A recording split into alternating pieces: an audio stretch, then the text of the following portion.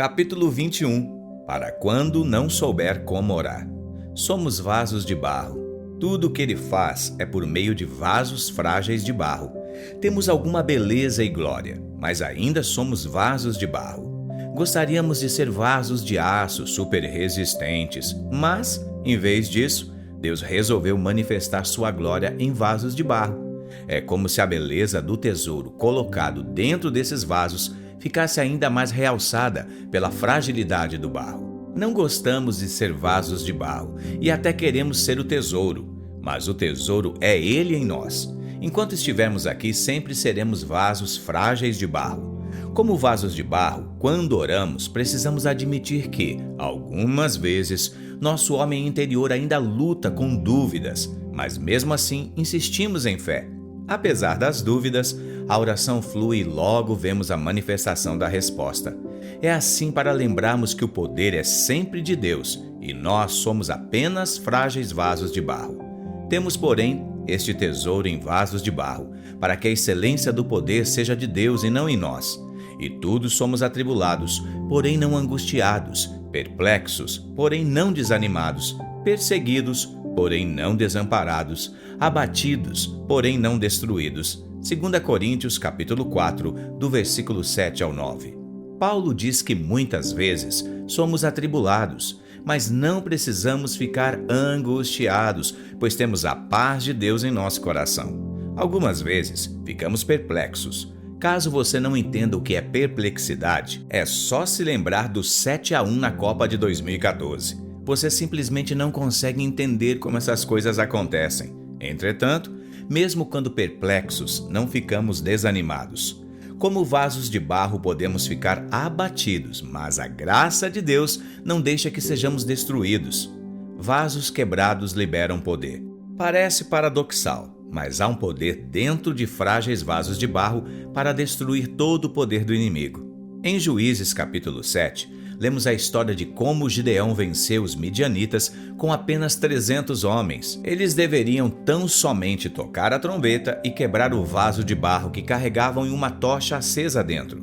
Todos nós somos como esse vaso de barro, e dentro dele resplandece a luz de Cristo. Quando esse vaso é quebrado, a glória do Senhor se manifesta. No entanto, quando o vaso é quebrado, a trombeta, o chofar precisa ser tocado. A trombeta é o chifre do carneiro que morreu. Quando tocamos o chofar, anunciamos a morte do carneiro, e dessa forma o inimigo é derrotado.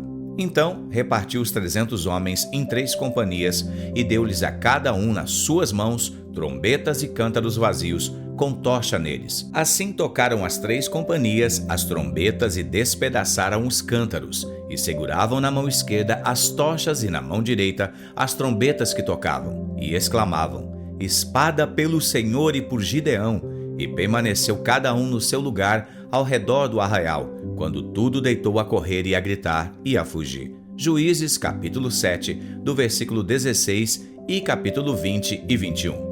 O Senhor permite tribulações e perseguições apenas para que o vaso de barro seja quebrado e possamos proclamar a morte do carneiro pelo toque da trombeta. Se você tem enfrentado situações difíceis e há uma grande pressão sobre você, não tenha receio de ser um vaso de barro quebrado. O poder de Deus se manifesta em nosso quebrantamento. O Senhor manda que os soldados toquem trombetas de chifres de carneiro. Essas trombetas são chamadas de chofar. O que elas representam? O carneiro aponta para Cristo. Para se ter o chifre, o carneiro precisa ser morto. Assim, a trombeta de chifre de carneiro, quando tocada, anuncia a morte do Senhor. Deus gosta de trabalhar com o fraco e com o insignificante. Gideão era o menor da sua casa e sua família, a mais pobre de sua tribo. Juízes capítulo 6, do versículo 15 ao 16. É por isso que o Senhor não deixou que ele pelejasse com 22.000 homens, pois Israel poderia presumir que a vitória veio pelo grande exército. Em vez disso, o Senhor usou apenas 300 homens. Tudo isso vai contra a sabedoria humana. Essa é a razão por que o Senhor foi crucificado no lugar chamado caveira. Na verdade, apenas o crânio da caveira. Isso é para mostrar que a cruz é o fim de toda a inteligência humana, toda a lógica da carne. Na primeira multiplicação dos pães, eram 5 pães para mais de 5.000 pessoas, mas na segunda multiplicação, eram 7 pães para 4.000. Nossa lógica é que, quanto maior for a necessidade, maior serão os recursos, mas a lógica de Deus é: quanto maior o problema, menos recursos são necessários. Marcos capítulo 8, do versículo 19 ao 20. Deus ama nossa fraqueza, porque é no meio da fraqueza que Ele pode manifestar sua graça. Porém, fraqueza aqui não é a fraqueza do pecado, mas a fragilidade que é a própria dos vasos de barro. Gemidos atraem a atenção de Deus. Como somos vasos de barro, nem sempre temos orações grandiosas a fazer. Há dias em que temos apenas um gemido em nosso coração, mas não pense que tal gemido não tenha valor diante de Deus. Decorrido muitos dias, morreu o rei do Egito. Os filhos de Israel gemiam sobre a servidão, por causa dela clamaram, e o seu clamor subiu até Deus. Ouvindo Deus o gemido, lembrou-se da sua aliança com Abraão, com Isaque e com Jacó. Êxodo, capítulo 2, do versículo 23 ao 24. O que Deus ouviu no meio do povo de Israel? O gemido. Muitas vezes, nosso clamor é apenas um gemido profundo. Ele não é uma oração perfeita ou bem articulada, mas apenas o clamor que flui da dor. Sei que existem gemidos inexprimíveis quando oramos em línguas, mas aqui é apenas um gemido de dor. Romanos capítulo 8, versículo 26. Deus ouviu o gemido e se lembrou da aliança. Será que o nosso gemido ainda hoje faz com que Deus se lembre da sua aliança? Sei que há gemidos de autopiedade, murmuração, e esses Deus não ouve, mas há gemidos de dor. Se gememos confiados na aliança, é certo que Deus ouvirá. Normalmente rejeitamos os gemidos porque pensamos que são um sinal de murmuração, e muitas vezes são mesmo, mas eles podem também ser uma expressão profunda de oração genuína. Também não gostamos de gemidos porque pensamos que precisamos parecer fortes o tempo todo. Não precisamos parecer fracos diante dos homens, mas, diante de Deus, é a coisa mais apropriada a se fazer.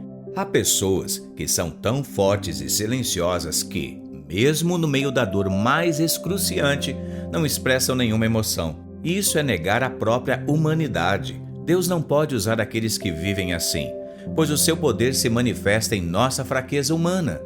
Sei que desejamos ser fortes, mas Deus quer que sejamos fracos, para que o seu poder se manifeste em meio à nossa fraqueza. Por isso que somos vasos de barro, para que a excelência do poder seja de Deus e não nossa. 2 Coríntios capítulo 4, do versículo 7.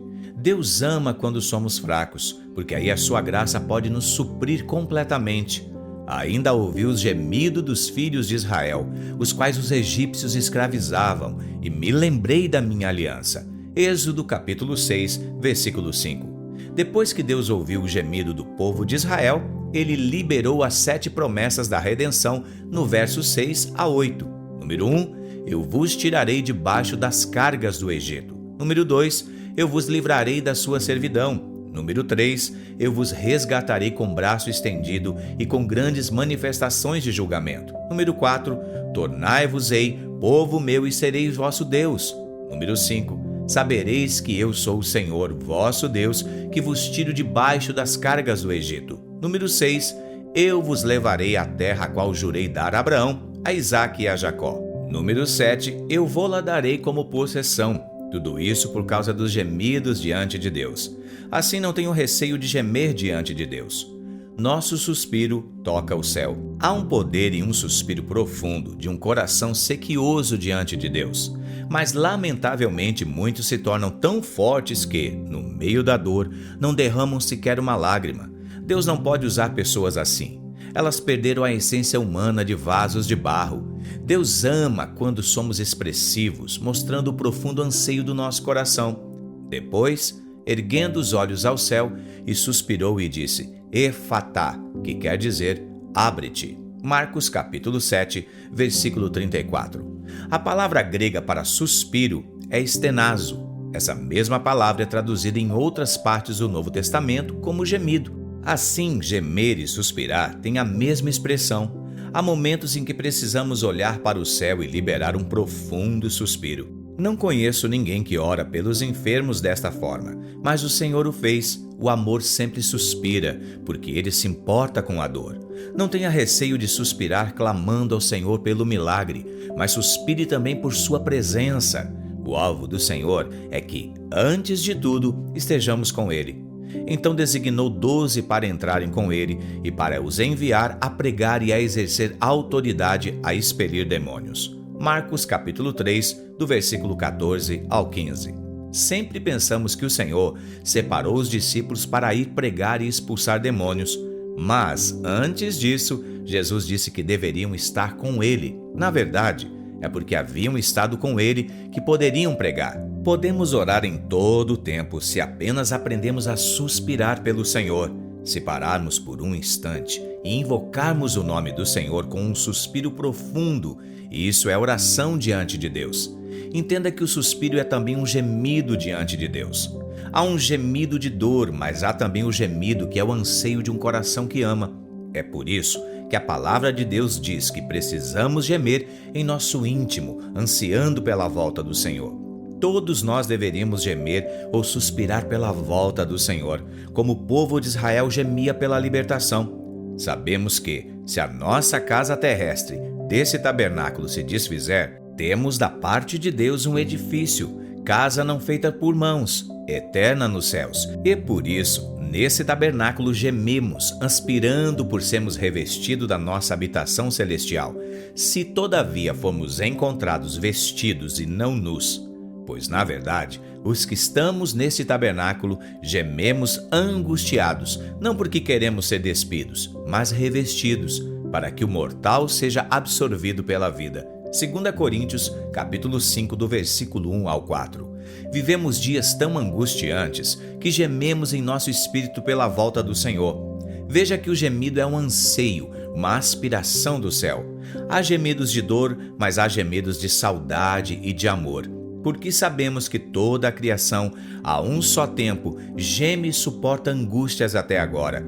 E não somente ela, mas também nós que temos as primícias do Espírito. Igualmente gememos em nosso íntimo, aguardando a adoção de filhos, a redenção em nosso corpo. Romanos capítulo 8, do versículo 22 ao 23.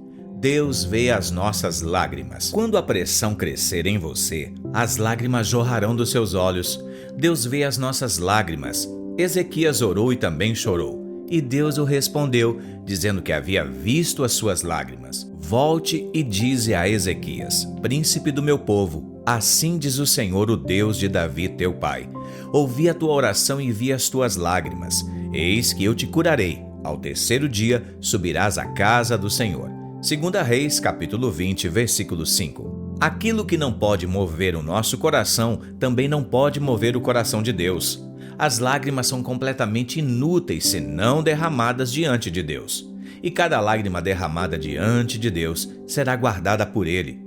Contaste os meus passos quando sofri perseguições, recolheste as minhas lágrimas no teu odre. Não estão elas escritas no teu livro? Salmo 56, 8.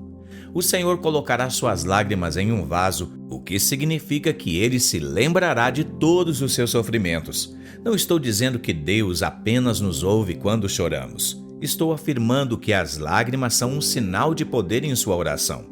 Embora as lágrimas algumas vezes fluam por causa de uma alegria genuína, usualmente elas são causadas por pressão além da medida. As lágrimas descarregam os fardos do coração. Jó, capítulo 16, versículo 20. Diante do homem, o choro é um sinal de fraqueza, mas diante de Deus é a coisa mais apropriada a se fazer. Frequentemente digo que feliz é o homem que derrama suas lágrimas diante de Deus, pois quem nunca chora diante de Deus não sabe o que é comunhão ou o que é estar perto de Deus, tampouco sabe como lançar o fardo sobre o Senhor. Quando seu caminho na terra parece completamente bloqueado, quando você for provocado de todas as formas, quando todos o acusarem de estar errado e tudo ao redor parecer se levantar contra você, então esse é o tempo de você chorar diante de Deus, pois esse é o caminho de escape, a maneira de resolver os problemas. Jamais houve um crente fiel que nunca tenha derramado lágrimas. Estou cansado de tanto gemer. Todas as noites faço nadar o meu leito, de minhas lágrimas o alago. Salmo 6:6. Davi chorou cada noite até poder nadar no seu leito. O que é realmente precioso para Deus não são as nossas lágrimas em público com o objetivo de sermos vistos pelos homens, mas o nosso choro secreto, as lágrimas que derramamos diante dele e somente ele vê. Lágrimas diante de Deus são verdadeiras e preciosas. Quando os filhos de Israel foram levados cativos e espalhados pelas nações, pessoas os ridicularizavam. Foi debaixo de tais circunstâncias que os filhos de Coré escreveram um salmo muito significativo. Minhas lágrimas têm sido meu alimento dia e noite, enquanto continuamente me dizem: o teu Deus, onde está? Salmo capítulo 42, versículo 3. As lágrimas mostram o nível de pressão dentro de nós. Há um poder tremendo na oração liberada com pressão, e essas orações normalmente são banhadas de muitas lágrimas. Um desejo profundo é a primeira condição para a oração respondida, é o caminho pelo qual o poder é liberado. Clame com todo o seu ser. Hebreus diz que o Senhor Jesus foi ouvido por causa do forte clamor diante de Deus. A força desse clamor certamente foi proporcional à pressão que estava sobre ele. Ele, Jesus, nos dias da sua carne, tendo oferecido com forte clamor e lágrimas, orações e súplicas a quem o podia livrar da morte e tendo sido ouvido por causa da sua piedade. Hebreus capítulo 5, versículo 7. O tempo de fogo varia. Não desista. Você verá que Deus irá com você até o fim da sua vida. Não adianta ensinar princípios de oração a você, porque não existe fórmula mágica de oração. Se você é alguém que tem derramado sua alma na oração, algo certamente vai acontecer. Não desista.